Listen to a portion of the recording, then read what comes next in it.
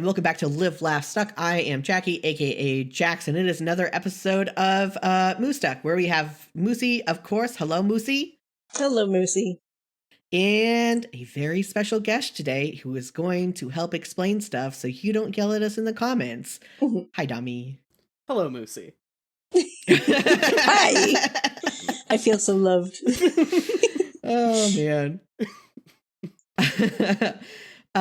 Yes, so we originally had a much longer section that we were going to read, and then we realized, oh wait, this is Homestuck, and there's a lot that happens coming up. So you asked me for advice on when to stop the section, and I was like, I don't know, there's a lot that goes on here, and even I overestimated how far you should go. Yeah, and because I had suggested like 3 different potential stopping points, and I decided to stop us this time before we even got to my first suggested one, much less the one we initially chose. It's a lot of reading, and it's a lot to go over, and I love it. I love it so much. So I was about to say we'll try to keep it quick, and I don't know why I was about to lie like that. There's just a lot going on. It's the quick here. This podcast. is a quick podcast. This is a short series. The famously short podcast where I never have to pay Domi extra because we went over so long. That never happens. But we're starting in Act 6, Act 5. It felt like we were in the last section for fucking ever. So it is nice to have a new disclaimer at the top. Disclaimer. You know what I mean? We're starting with the whole reason Domi is here today with Caliborn's masterpiece. I've said this a lot to you, Jax, but I just needed to be on record that the masterpiece is my favorite fucking part of Homestuck. I love this shit so much. You're so valid and terrible for that. I was talking to Moosey about this before we started, but it's just like the first couple of times I read Homestuck, I didn't stop and like really read this at all. I very much skimmed over it. I didn't think this was going to be important. I later realized there were important implications here. You know, people started saying stuff very factually that I'm like, when did that get said? And it was in the masterpiece. It's in the masterpiece. And yeah, like there's a lot of stuff that's relevant to me and my interests specifically. And that I'm understanding more this time, but it's still very much like, I'm so glad Domi is here. So I think, Domi, I would like you to give an overview of the masterpiece, get your explanation for the masterpiece, and I will come with my commentary, and Moosey can come with their commentary, and we'll figure it out. We'll go for it. But I think the centerpiece of this is your explanation of the masterpiece. Sure, yeah. So I guess I can't remember if it was last episode or the one before where we Caliborn was like, yeah, no, a teen beat me up, and now I'm like really sad and rethinking my art. I think it was the one before, and I love him for that. He's so valid. Caliborn, this has been a Caliborn redemption arc for me. Like, my last reread or two is where I like stopped hating any character who isn't Lil Cal, but this is the one where I really start to fall in love with Caliborn, and he's a great little terrible guy. Yeah. I'll take that back. I also hate Lord English, and it's really just I hate how dude. Lord English looks. It's the same guy. we're gonna get there, but I mean, it's just aesthetically, like I cannot stand the aesthetics of Lord English or Lil Cal. So there's nothing that will ever redeem them aesthetically. That's fair. Yeah. So Caliborn really freaks out and has to reevaluate all his art, and he decides he's a stop motion animator now. Not only that, but he's doing short form stop motion animation on Vine. And oh so my god! I saw that icon and I was like, yeah, it was on Vine. I forgot Vine was a thing then. Oh, Vine! I didn't.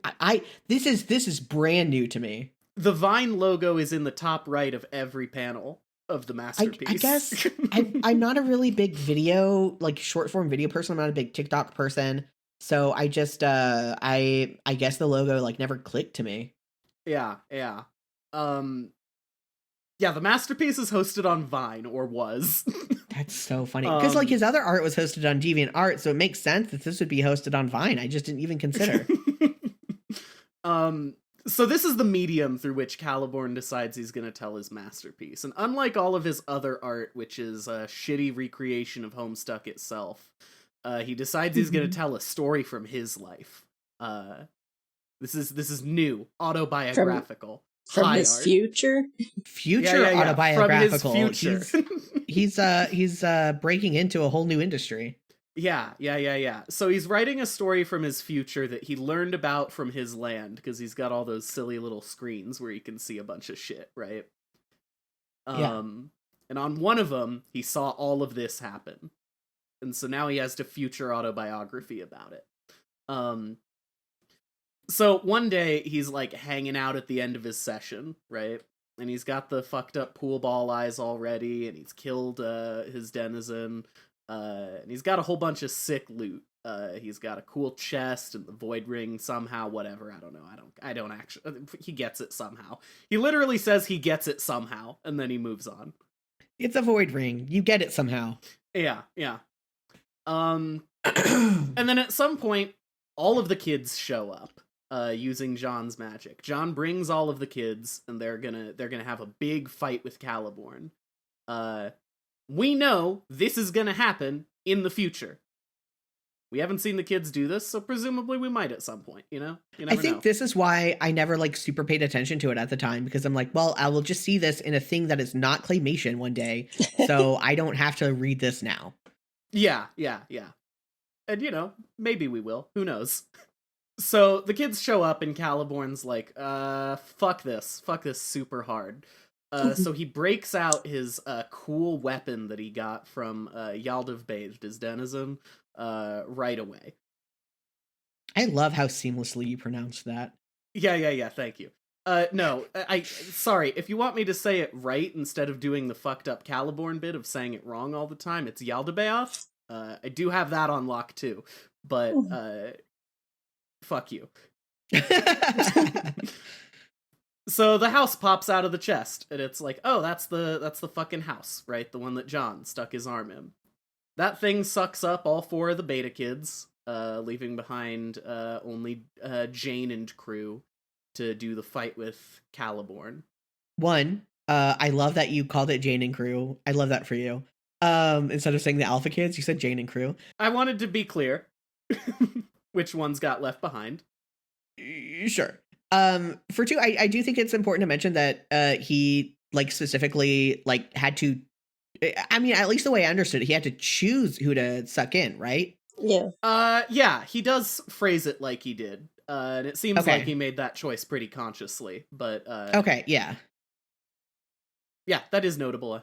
So all of the beta kids get sucked up into his cool house weapon, and then it stops working like a weapon.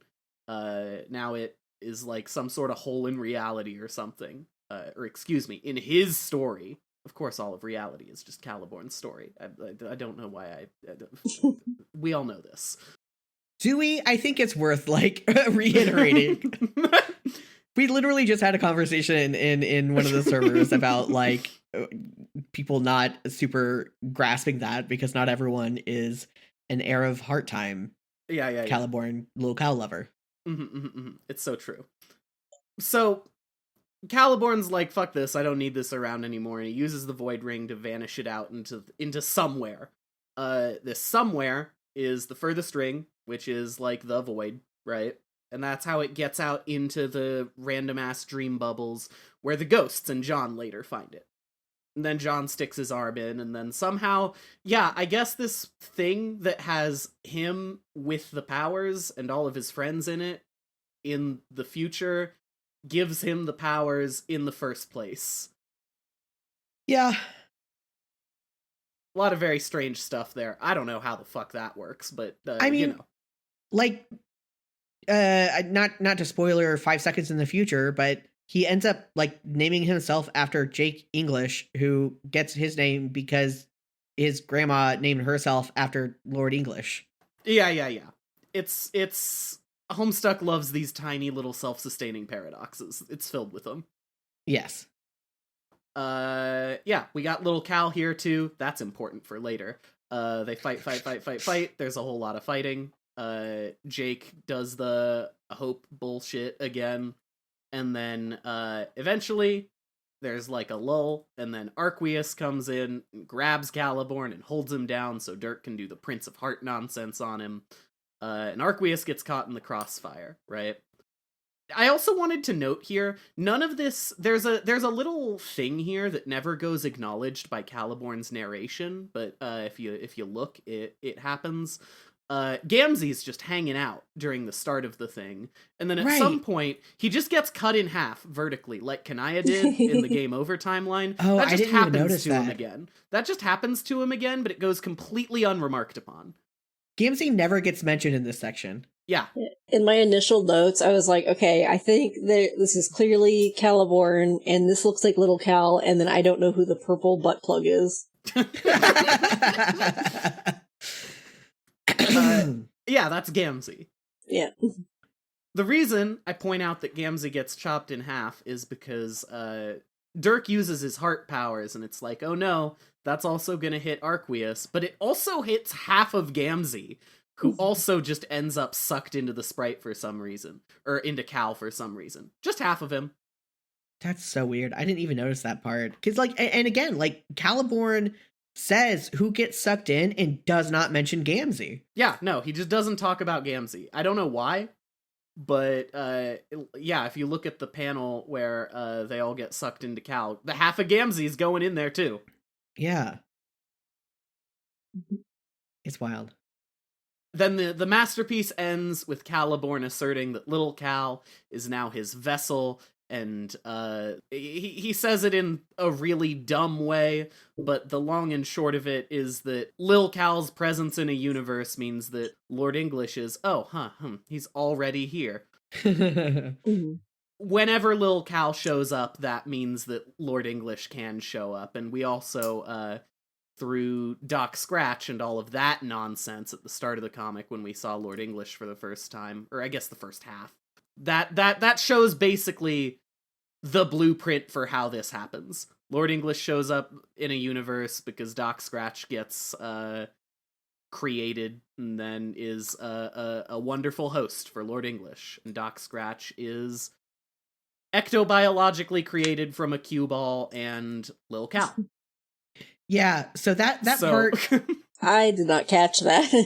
Right. I really wanted to stop and catch that because I did miss it, but one of the problems with, like, doing this through the unofficial Homestuck thing is that it is Flash, and you cannot pause a Flash. True. And so I couldn't, like, pause it and rewind and go look at it again.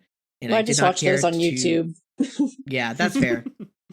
But I didn't care to go outside of it to get even more glimpses of Lil Cal. So I'm glad you explained that part, because I saw the Lil Cal stuff, and then I saw some stuff that I didn't quite grasp, and then Doc Scratch. So yeah, the fact that Doc Scratch was made from Lil Cal is something that got like, that was talked about, like, that was revealed like way back. We did see Doc Scratch get created as the first Guardian by I believe it's Diamond's Droog. In the Trolls session. That comes up at some point in late Act 5. Oh. I don't know. I don't remember but stuff. Yeah, I think it gets shown again in the following Flash, where we go through all of the implications of Doc Scratch being created through, or we go through all of the implications of Lil Cal being AR and Equius and half Gamzee and Caliborn. It's just a big dumb Flash, like, oh, you should have known it the whole time. They didn't. This was not planned. It was not. I promise you. Yeah, because all the things were, like, taken from other things. It's just, like, when Lil Cal showed up, I did stop paying attention most of the time. That's hilarious. I just don't like him. But, like, so this is why it's, like, relevant to me specifically, and why, like, I didn't realize it until after the fact, and why I was forced to realize it after the fact, because people like to make... There's some groups of people who like to make discourse that Dirk is evil, and the proof is that AR, that Hal is part of Lord English. And that's the proof. And it's just like, you're the fucking worst. Like, I fucking hate all of you. It's just, I don't know, just like the dirt course is dumb because my boy is good and has never done anything wrong in his life. I do want to narrate a few things that you understandably skipped over. Yeah. Though for one, I did get the meme from Parks and Rec is like, do you think a depressed person could do this? With the claymation doll. Oh yeah, the Robo Rabbit is also there. I forget. Oh yeah, little Sebastian. Yep. What happens to little Sebastian? I didn't pay enough attention. Pretty much nothing. I think the robot like hangs out for a while and then the fight starts and then the robot disappears. Gotcha. As he is wont to do. I'm gonna double check if this is true. Oh no, the robot disappears after the kids get sucked into the juju, but it's not clear where it goes. Gotcha. But yes, because you skipped over the fights, which is understandable. But I have Caliborn beats up Jane, Roxy, and Jake, leaving Dirk, whom he has a homoerotic fight with. Starts to beat Dirk, and then Jake gets upset and goes hope power on him. Jake beats his ass into Caliborn respecting him enough to steal his name. Dirk gets back up to banish Caliborn's soul, and Caliborn stops him, but then robot horses and Arceus Sprite suddenly show up out of nowhere, and Arceus pins Caliborn homoerotically for Dirk to then use that moment to then try to destroy Caliborn's soul, and then the rest of what you said. Yeah. So I thought those were some important notes. And then Roxy banishes Lil Cal into the void. True. And then we get the stuff. Oh yeah, and then the lifespan of Little Cal. My notes are: I almost completely understand. I almost completely understand it now, but like, God, I hate this guy. Which is why I am not a true Dirk fan. I'm weak. Dirk lovers who are also Little Cal lovers are much more Dirk lovers than I am. I don't know what to tell you. I think, like, here's the thing. Between you and me, right, since I like Lil Cal, but I think Dirk's, like, fine, and you like Dirk, but you hate Lil Cal, between you and me, we have one full true Dirk lover. Yeah, our Steven Universe fusion or Sprite fusion or whatever would be, like, a number one Dirk fan. But for now, yeah, we just, this is why you edit the podcast, is to make sure my Dirk fan comes through, I guess, is what I'm saying. Yeah. Moosey, did you have anything you wanted to add to the masterpiece? Yeah, what do you think about it? I mean, I guess when I was reading it, I was like, okay, I guess this will happen in the future, but it's just a fight, and then I guess he gets banished, and is that how he ends up in, like, all the timelines as Little Cal? Pretty much, yes. Okay. I just don't always understand the implication of what I'm reading. Mm-hmm. That's normal. That is a normal, especially first-time experience, but just a normal Homestuck experience, which is why we brought Domi on. Mm-hmm. You also made a note of the weird bleeding goat music. Oh, right, because like when it started up, it was playing the Moosestuck Swan song. And I was like, by Toby Fox. Yeah, good job. Correctly done, sir. Sometimes I just want Undertale fans to also have to listen to like some of the other Homestuck music that that Toby Fox made. It's like, listen, if y'all get to have fuck, now I can't remember the name of the song. Megalomania. Megalovania. No. With Megalovania. I'm like, that's wrong. Megalovania. I also, while we're talking about Moosestuck Swan Song, I just wanted to point this out. You know how all of the flashes have the little volume thing where you can turn them down and mute them? If you try to turn the Moosestuck Swan Song down, there just a little Caliborn laughing face appears over the volume thing. I love that. You cannot adjust the volume. That's so I didn't funny. even know any of them had audio controls. I've never noticed.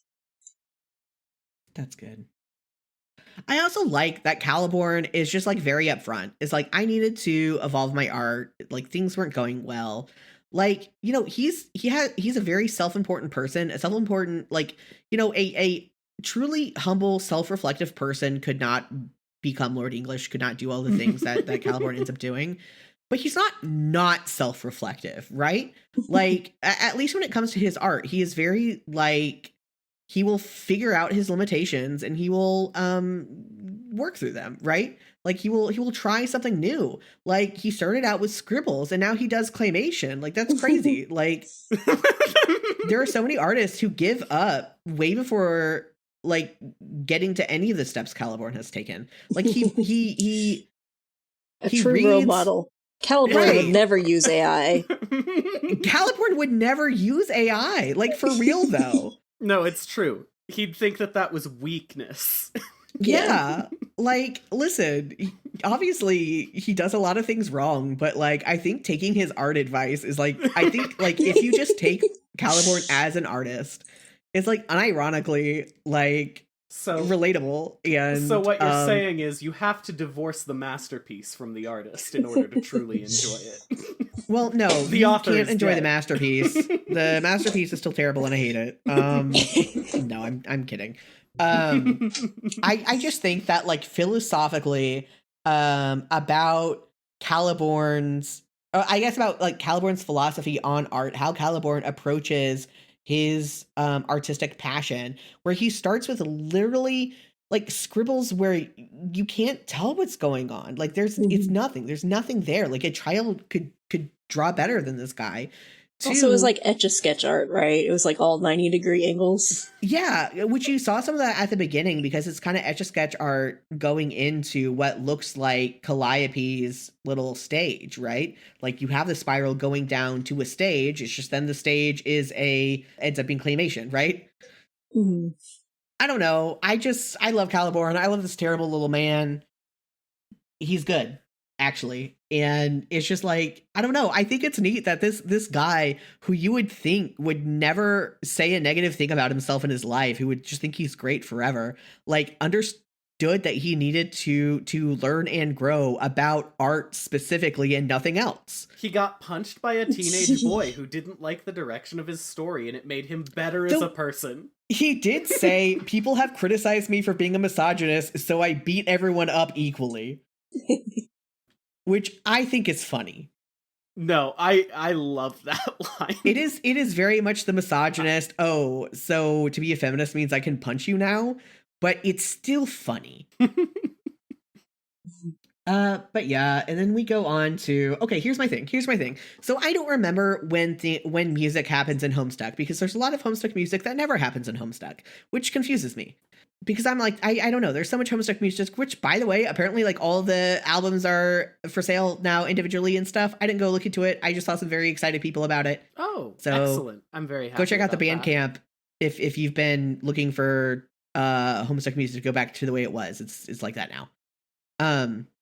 But so here's the thing, Moonsetter, right? We're aware of Moonsetter. Domi, you're aware of Moonsetter. Oh yeah, I better be. Yeah. Do you want to give context to why we're aware of Moonsetter? Yeah. What is Moonsetter? Moonsetter is the Was that music, one of the songs? It's the music that plays during Vriska. Yes. Oh, that's my thing. But give more context. I was kidding. I know. I was explaining to Moosey what song we were talking about so that Moosey can keep up. I know, but I was going to explain that. Sorry. It's fine. I didn't give context. I didn't give context on purpose, and it bit me in the ass. Anyway, the reason that I would know about Moonsetter is because the theme music for this show, Dirty Dirt Kinney, talks about Homestuck for half an hour or so, references Moonsetter. But that's the thing. I was under the impression this was a Dirk song. Yeah. So I actually can tell you why this is the case. Okay. So I think it's volume 8 is the volume of the Homestuck soundtrack that is about the Alpha Kids.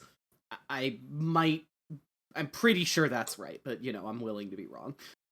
There's a lot of them. Sure, yeah. And, like, the cover art for Moonsetter, which was released in that album, features Dirk. Like, it was originally concepted and released as a Dirk song.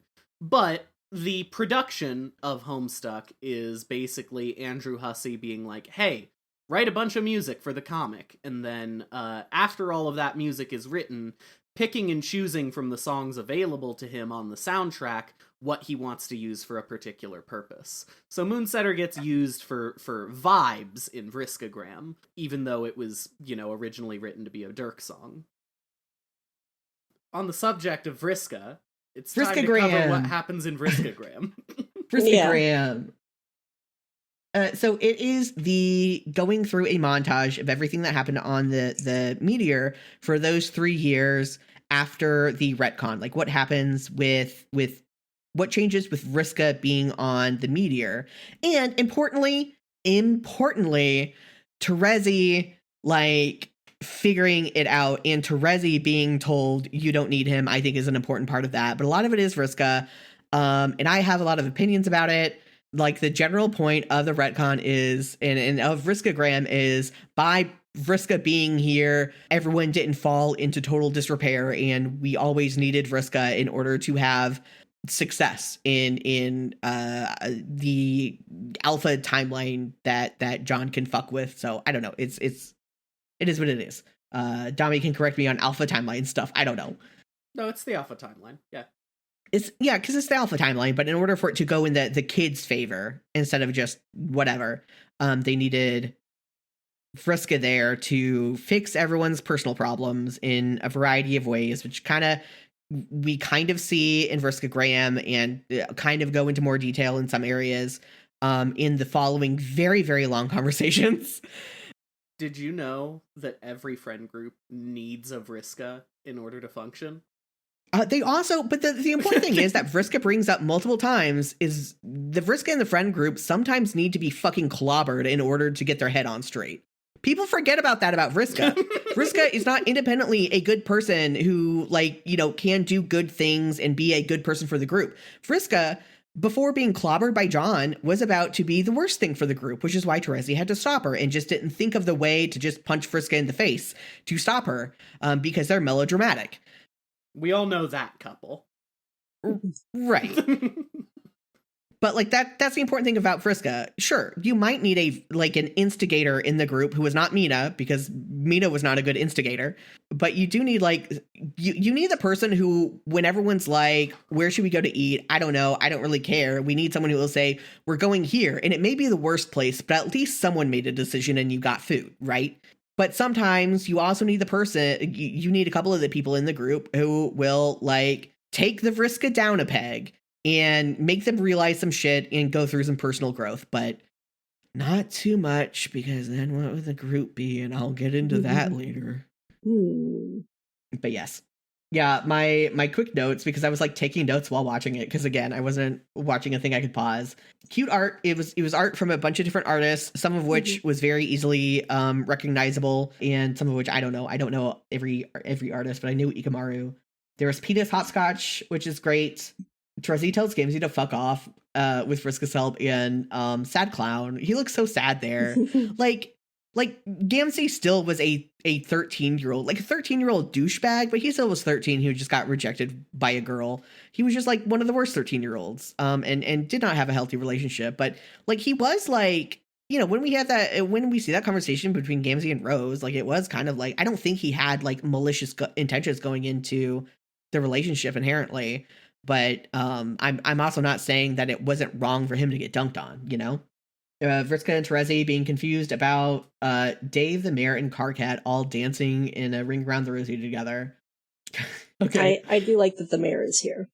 The mayor is great. I love the mayor. The mayor's great. I do have some things about how the mayor just doesn't get to have a personality once he gets on the meteor. He is an object and not a person, but it is what it is. The mayor in Homestuck Act 6, the mayor does not pass the sexy lamp test. It's so true. It's so true. No, he's just the introvert and needs, someone to come, the extroverts to come bring him into the fold to do anything. He needs someone to give him SimCity. He needs someone to give him a laptop with SimCity on it. Oh, the mayor would love SimCity so much. Yeah. Here's my controversial thing. Vriska stops Rose from drinking, in which I reply, OOC. Like, I mean, I guess like making sure the seer is like intact and everything and like ready for the fight ahead. I don't know. I just don't like, the only thing Rose needed to stop was Vriska specific. I don't know. I have opinions. We get cute Dave Cat cuddles on the couch. I forgot the day ancestors were in this. Vriska meets dead Vriska. I spelled meets MEAT, which I feel is foreboding. She's very uncomfortable about it too. Yeah, she is, and I thought we were going to get to that in this, and I had so many more Vriska things I was going to say, because we had planned to get to a point where I was going to have a lot of things to say about it, and now I have less things to say about it, and so that's for next time. Mm-hmm. And I forgot, like I knew Vriska was like responsible for the sprites, like the two sprites we have of Tavros sprite, and in this version is responsible for Arctwith sprite instead of Gamzee being responsible for it in part. But I forgot that means that technically Vriska and Dirk did talk. They did exchange words. This is actually the Vristurk episode, and I don't know what to do about it. Yeah, and that's Vriska Graham. Now my cat is meowing. I don't know if you can hear her. I don't think I can. I don't, but we'll see how it shows up on your recording. All in all, I think, despite its issues, I think a really cute and fun way to, catch up the changes of the timeline. No, I love it, and I loved it the first several times I watched it, and I still love it, but I also like, this is, I don't know, post-retcon Vriska, I can't remove from the context of how the fandom talks about her, and just enjoy her as a character, and that does include Vriska Graham, where Vriska Graham is now tainted for me just because of like, just my opinions on Vriska and the fandom's opinions on Vriska and Hussey's opinions on Vriska, Mm-hmm, mm-hmm. I do not know. Yeah, you will, because I won't shut up about it eventually. Yeah, and then everyone's on the lily pad. Domi, what the fuck is the lily pad? Oh, this thing is... Okay, so do you remember way back in fucking Act 5, when the trolls were like, and we were about to enter the universe we created, and then Jack showed up? Yes.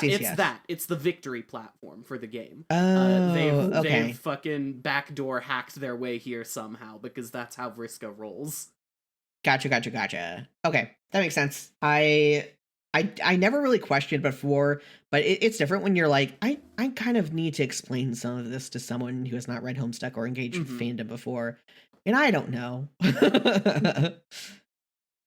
I'm so sorry. This is gonna be like, I made so many notes on this, and some of it's just gonna be Vriska opinions. Me complaining about Vriska, and me loving Vriska, and me complaining about Vriska.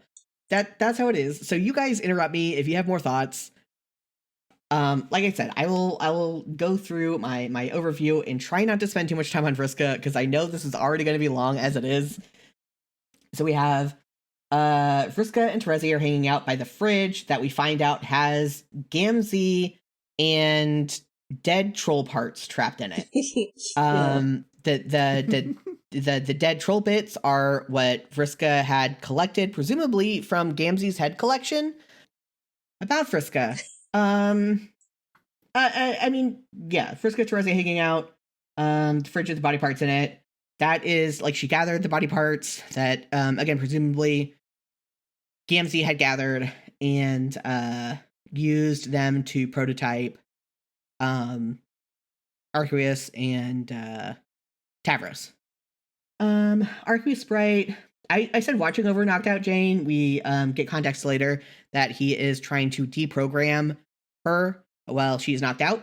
Moosey, do you remember why Jane, or why or how Jane and Jade are knocked out? I know, like, one of them had the little tiara thing on, like the Betty Crocker tiara thing. Yeah. Mm-hmm. I don't remember what was going on. Was it Jade with, like, the Grimbark stuff? Yeah. Yes. Okay. So yeah, so the thing is, and Vriska talks about it a bit later, is that the Condess has basically all of the troll powers, and so she can control animals. And so since Jade got prototyped with Beck, then Jade is part animal, so she can control Jade. But yeah, and then Vriska tried to mind control, like she tried to mind control Jade, like she was trying to practice her mind control on humans with Jade, but she can only knock out humans. She can only make them go to sleep.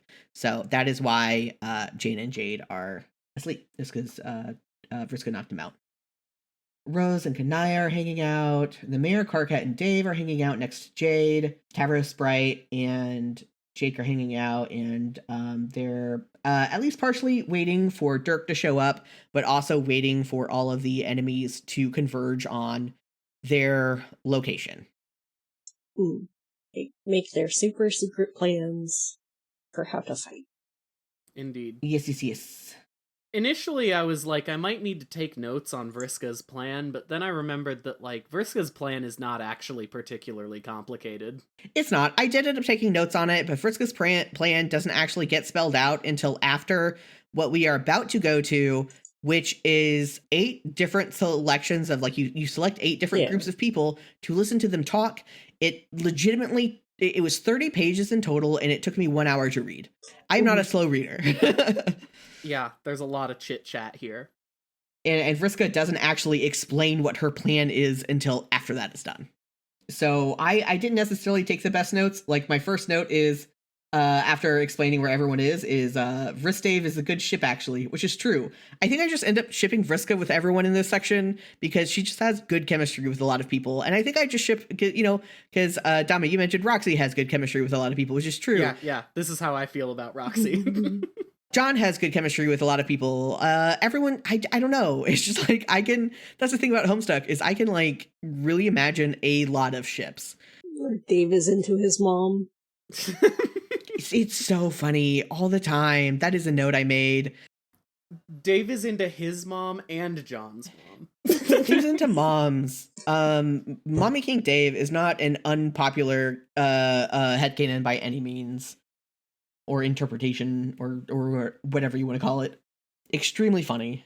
I think it's interesting that Vriska refers to John and Roxy, who are coming, as the real John and Roxy, versus the John and Roxy who died in this timeline, which, I don't know. Like, I get that by this point, more people are used to the fucked up nature of stuff, but, like, Roxy, like, just died by their perspective.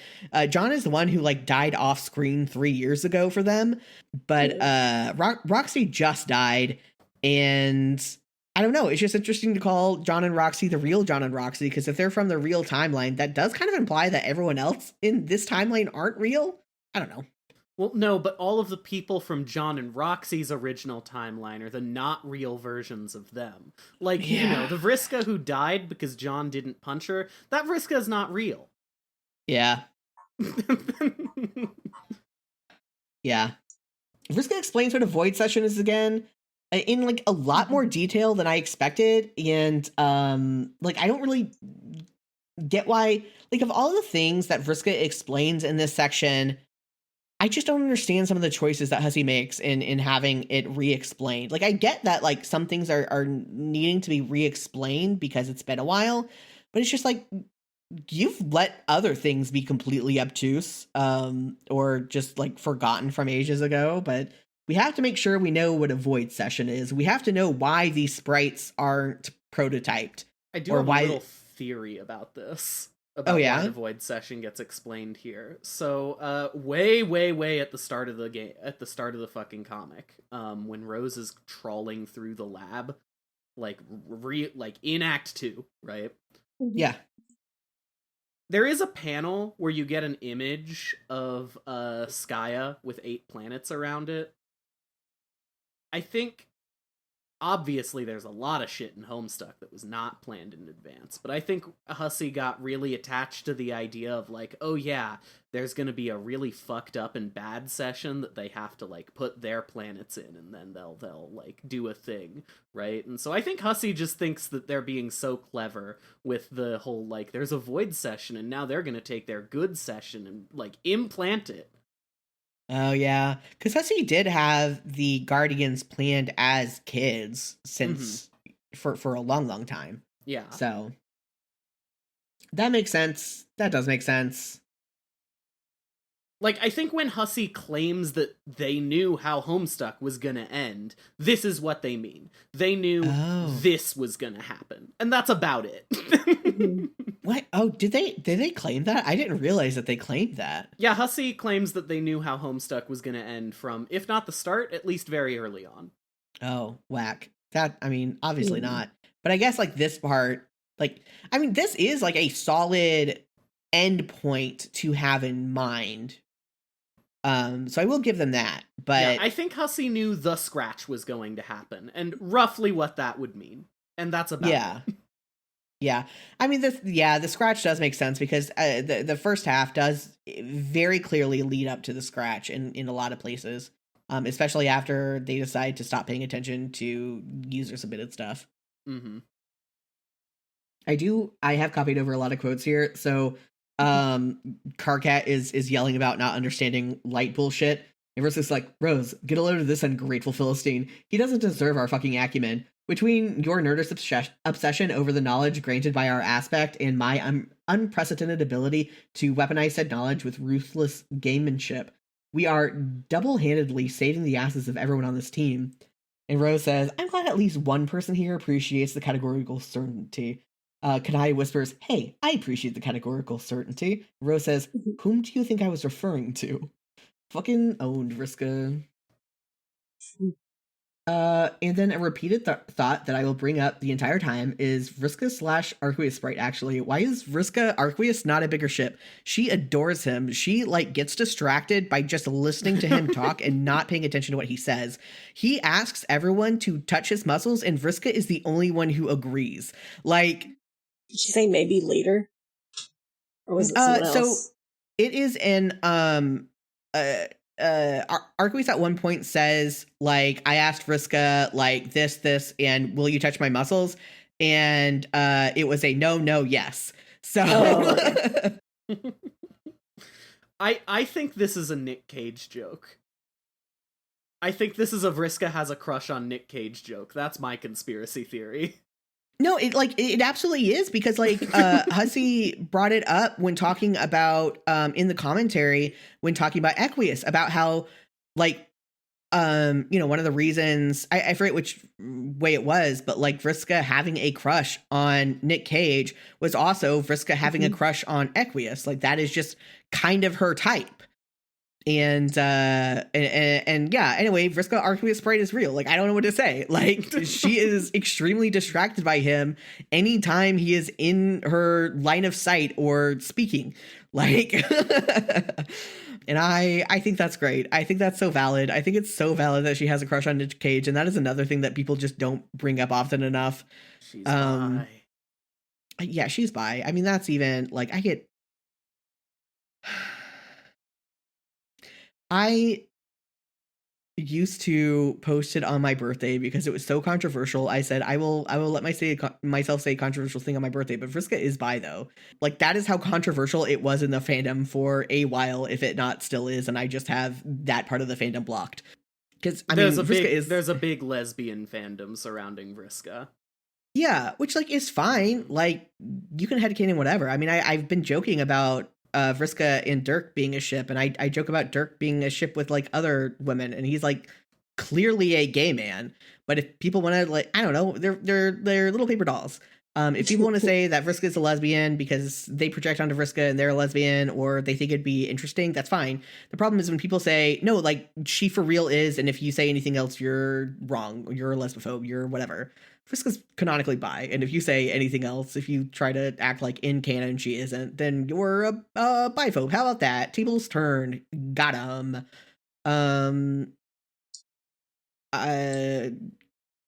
Checkmate, atheists. Okay. Up next is Vriska's conversation with Terezi. As Vriska's, like, trying to explain, like, why she prototyped people, the one she did, and her plans with the other two unprototyped sprites that they have lying around and everything there. And, like, this is our first conversation with post-retcon Vriska and Terezi. This is our first conversation finding out that they're Morels. They were not Morels before. even in the good times before Vriska paralyzed Tavros and killed Aradia and everything. I mean, correct me if I'm wrong, Domi, but they weren't Morales before. They were just hanging out. Nope. They were just friends. No. They were vibing. They were vibing. Because Vriska and Kanaya were Morales yes, at that time. Yes, they were. It was the extent of Vriska and Terezi's relationship up until, Terezi killed Vriska was that they had their whole, like, they were like a big team of friends. And then all of the, like, revenge cycle nonsense happened throughout all of Act 5, and then that led up to Terezi having to kill Vriska. Yeah. And now they are Morales. And I will try to refrain and fail from talking about the fandom perception of this relationship, because a lot of my criticism has to do with the fandom perception of this relationship. But the point is I do have one question. Huh? What is Yeah, it? go for it. Sorry. What does it mean with the pale relationship that was brought up? So that is so pale relationships are the ones where in canon it's described as the ones where they don't fuck, but I mean, it's fandom, so no one cares about that. Some people treat it as best friends plus, some people treat it as like queer platonic relationships. It's primarily just meant to talk about like Morales, where they are like kind of emotionally connected like that. Okay. Does that make sense? Yeah. It's so hard to remember a lot of this stuff. Mm-hmm. The long and short of it is that like Vriska and Terezi's relationship is, hey, we talk about our feelings a lot. Yeah. That's a lot of it. Like in Friendsim, like Imspar and Polypa are Morales, which I don't think, Imspar doesn't fully grasp what that is, but like, and it's because like Imspar was like really there for like feeling stuff and did the shush pap is a very Morale thing. It's Morale coded. So yeah, it's like feeling stuff. It's really big. Like you got your piles. Let's go have a feelings jam in your pile type shit. So Terezi and Vriska are Morales. And later in these conversations, I will bring up a part where like Vriska is actually a good Morale, but in this first conversation with Terezi, she is just manipulative. I don't know how much she is consciously being manipulative. I don't think she's maliciously being a bad Morale. I don't think she's I don't think she's super malicious here. I think Vriska is very rarely malicious. She's not a passive aggressive person. She's an aggressive person. But she's also a manipulative person. I think sometimes it just comes naturally to her, and she might not realize she's doing it, and it still sucks. It's still bad, and she's not. So, because Terezi's asking, like, hey, so you decided, like, why did you decide to bring back Tavros and Equius? I'm going to say Aridin. I don't know why. And it's like, well, Tavros was my bad, so sorry for killing you. You're alive again, which tracks, right? And Equius is because, like, I mean, look at Arqueus. I mean, come on, though. Like, look at him.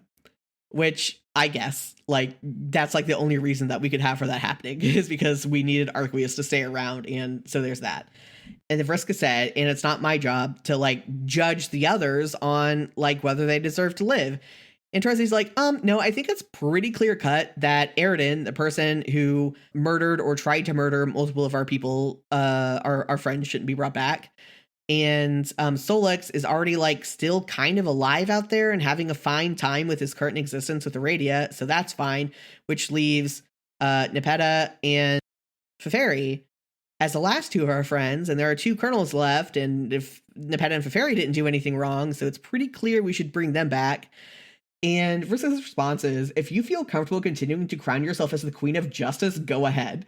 Like, okay, and then let's not bicker in front of the party. We need to be showing solidarity, complimenting her to distract that she's ignoring her input. She leaves all the body parts that would be needed in order to revive the trolls in the fridge that contains Gamzee, which for one, like, a clown's been in a fridge with a bunch of corpses. No one wants that. For two, like, how much Terezi and Vriska realize this or not, but like, this is alt timeline Terezi's abusive ex, right? Like, this is a very terrible clown man, and leaving the body parts where Vriska's like, okay, fine. I mean, if you want to, you just have to open the fridge and get the parts, is very much like, you just have to stick your hand in the garbage disposal while my finger's on the, like, you know, like, it's very much like, you can do this terrible thing in order to do what you want. And by the fact that you are refusing to do it now means that, like, it's fine and we're all good. And it's not because I was very much manipulating the situation into my favor. I told you, there's so many Vriska opinions in this one. There's Vriska's in 4 of these conversations, which is half of them. Yeah. Mm-hmm. But we haven't even, or have we started I don't think we started the conversations yet. Conversations start with, if we're doing like I did from left to right, top to bottom, with Dave, Carquette, and John. So we haven't even gotten to the conversations yet. I'm so sorry. True. No, I was mistaken, because I thought that that was during the Vriska Terezi conversation after the character select screen. My bad. The Vriska Terezi conversation is where Vriska actually ends up being kind of a good morale. This is happening while they're still waiting for John to show up, John and Roxy. And then Dave is like, hey, so it's kind of fucked up that you just like decided you're the leader now, and when Carquette was the leader before, which I think that's very cute of Dave, for one thing, to think that here's the thing, okay? It's been 3 years. It is very weird that a lot of these conversations had not happened until this point.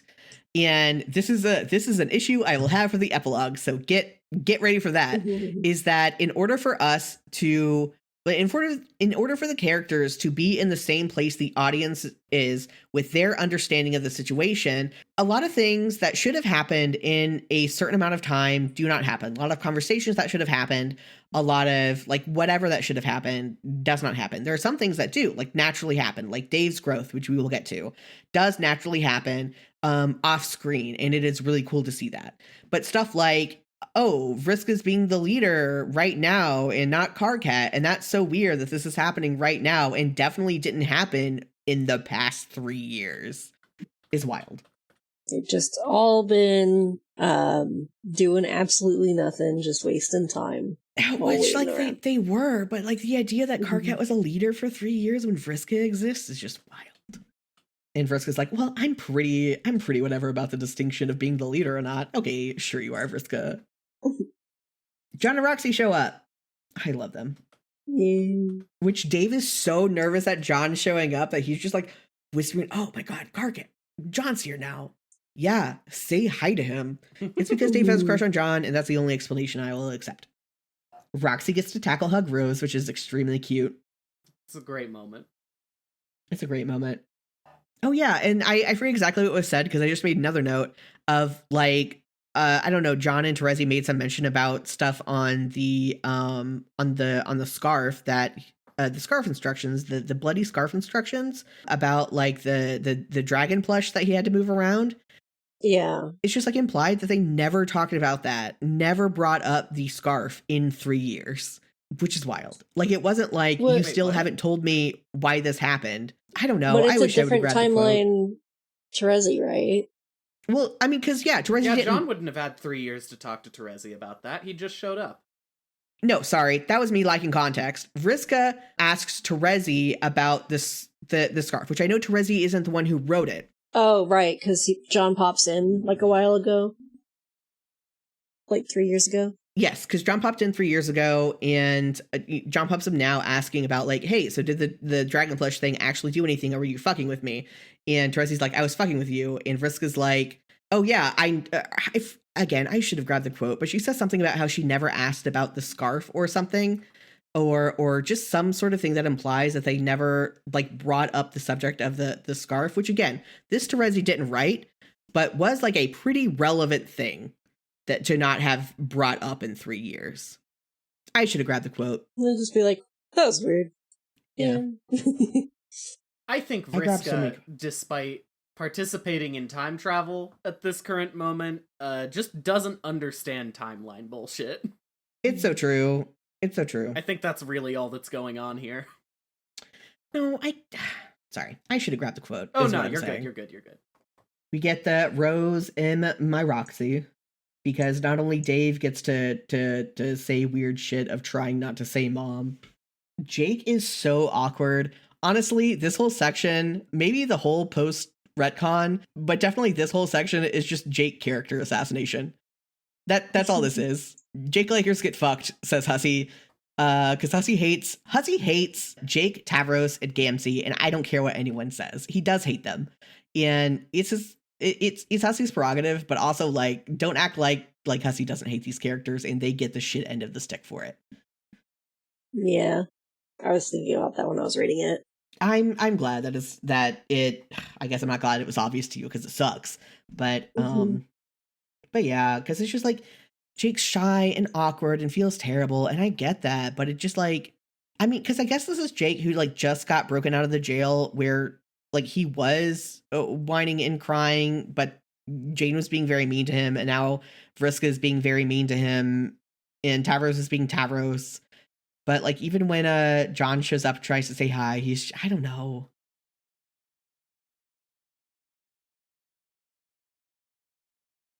Domi. Mm-hmm. Do you have thoughts? I know you're not like the hugest Jake fan. I just still associate with you, Jake, because of yeah, I did voice Jake that one time. Yeah. I think you mean Jape, or was it Joke? I don't know. I can never keep track of all these dumb human names. Fucking hate you so much. Because even Tavros starts calling him Jape, which is just the worst. Yeah. I do love like yes the Jape jokes stuff. I think it's funny. It is unfortunate. But I do like Vriska's little jab at like all these human names are so similar. Right. I don't care so much that Vriska is being an asshole to Jake. It's more like just Jake's personality and the conversations he has until the final conversation between him and John is just terrible. He's just like more wimpy than he ever has been, and except for when he was being like told that he was going to be forcibly married and made to have children by evil Jane. I don't know. It's just bad. I just don't like how Jake is written to say things here. It's not even just like what people say to him. Vriska's Vriska. Vriska hates pages. That's fine. Mm-hmm. That's Vriska.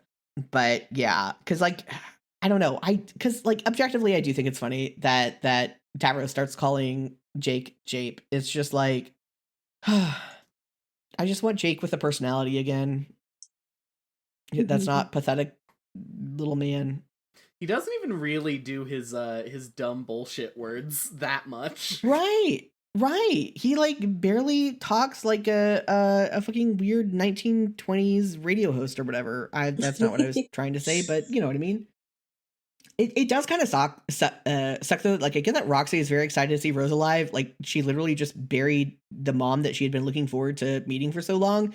But she does like completely ignore Jake for a good hot second. And I did forget that in this timeline, Tavros and like Tavros Sprite and Jake did hang out for a while. So it's not like Jake doesn't know anyone here, but Tavros being the only one you know isn't good.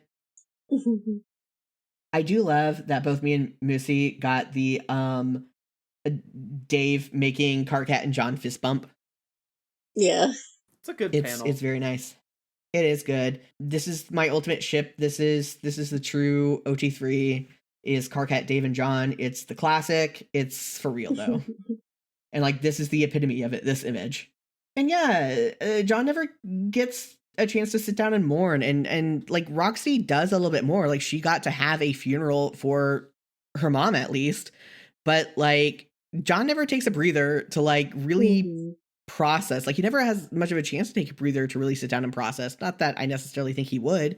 That like he just left a timeline where literally all his friends died, and he didn't see anyone die except for Rose and Terezi. And then he like let Roxy be the one to grieve Rose. But it's still wild.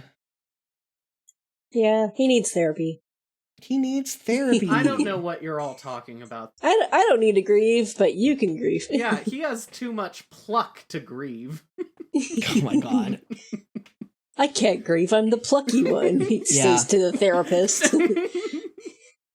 and then we get to where we have 8 whole choices of who we want to see talking, which technically can be chosen in any order, but it is also very clear that there is an order. Like, Yeah, I'm curious. if you- I'm curious if Moosey went in order or not. I did, just because I noticed when I finished the first one, the links didn't turn purple for me, so I just Oh, opened all yeah. the links Yep. in tabs and then went in that order. Yeah, the 1, 2, 3, 4, 5, 6, 7, 8. Yeah, it did not do that. But It did that. For but me. yeah. Oh, really? Yeah. In the unofficial Homestuck? Yeah, I'm not sure why that didn't happen. That's so strange. Yeah, that's weird. It didn't do it for I me just either. figured it's because I'm in Linux, but Probably. I mean, no, it didn't happen for me. I'm not in Linux. I guess Who do you think I am? I don't think you're in Linux, but that could be part of the problem. Could be two different things. I don't know. Yeah. you need to be in Linux, and I need to not be in Linux. Yeah. But yeah, it's just like, I don't know, like it would be interesting to see the experience of someone who read it in a different order that is not like programmed into, people who read English or other languages that read left to right, top to bottom. Like if a Japanese fan read this, how that experience would go. I don't know. Yeah, I mean, I think they're kind of like discrete enough, like discrete as in different chunks. Yeah. It's also It's like true. It's also like it's not the first time Homestuck has told stories achronologically, you know? It's true. It's just, I don't know. I think it is interesting that it's meant to be read in any order, but also like there's just very clear lead-ins from one thing into the next. And I guess it was probably on purpose by Hussey at some point, or wasn't on purpose, or just because it wasn't on purpose doesn't mean it wasn't on accident. So I did read this out of order, and I think that if you do that, right, one of the things that it does cultivate is just a sort of sense of chaos, right? Like it's like how when you're in a large group of people that are all socializing together, you can, like, there's a lot of bouncing between each other, right? Yeah. It does happen, and it feels a lot like that if you're not trying to follow any one character necessarily, right? Yeah, I think I would just understand that vibe more if there weren't conversations that did chronologically happen 100% after other conversations. True. I think that is my only, like, if it was just like, and then in the middle of this, someone said hi, and you would just have more context for it if you read it in the left to right, top to bottom order. But there are just like some conversations that just did not happen simultaneously and happened 100% after other ones. But I'm also being too nitpicky, because I don't actually care that much. I just thought it was an interesting point. So it has come to my attention that we have been recording for a very, very hot second, and we haven't even gotten into a very long part of it where 8 conversations happened that took me an hour to read, and most of my notes came from. And I will have a lot to say on it, and I hope other people have a lot to say on it, but it is my podcast, so I guess if I'm the one who has a lot to say, it's fine. But I'm sure I could dig some things up to say about these conversations if I tried. yeah. But yeah, so this is I can't believe that we are regionally going to go for another, like, what, 300 something more pages. Insane that we already have to split this up into 2 parts. So thank you guys for listening, and we will get caught up with these guys in another 2 weeks. Bye-bye. Bye. Bye. Thank you to Domi for composing the theme song and editing the episode. You can find more of her work at soundcloud.com/dominothief. Shout out to our fakest fan tier supporters, Danny the Spoonlord and Tezrak. You can become a supporter and receive early episodes and bonus content for as little as $1 a month over at ko-fi.com/jaxyax, or simply give a one-time tip. For information on and links to my other projects, head over to jaxyax.com.